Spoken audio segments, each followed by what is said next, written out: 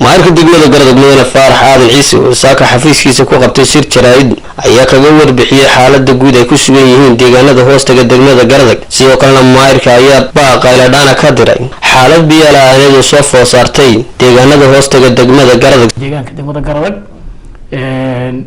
sida jirtaan deegaanka waxa ka jirtay markii hore barakacyaal baa ka jiray aad u fara badan oo tuulooyin badan degan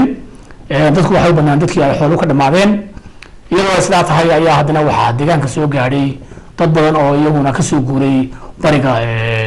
aaga Puntland iyo bariga Somaliland dadkaasi waxay u badan yihiin dad reer guuraayo xoolo ari iyo geelba wata muddo dhowr bilood ilaa 3 bilood iyo in ka badan bay joogeen runtii wax weeye daaqi iyo biyihiiba iyaguna waxa weeye way gursadeen gabaabsi bay hadda ku jiraan marka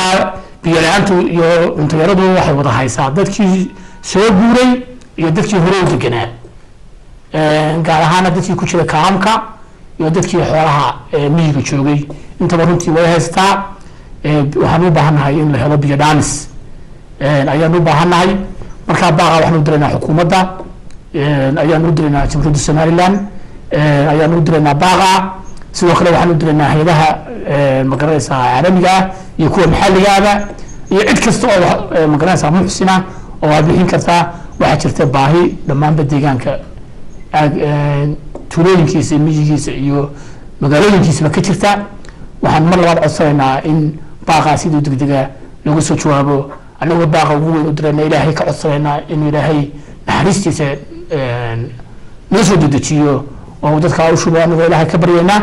haddana waxa weeye kaalmadii bini'aadanimada aad iyo aad baa loogu baahan yahay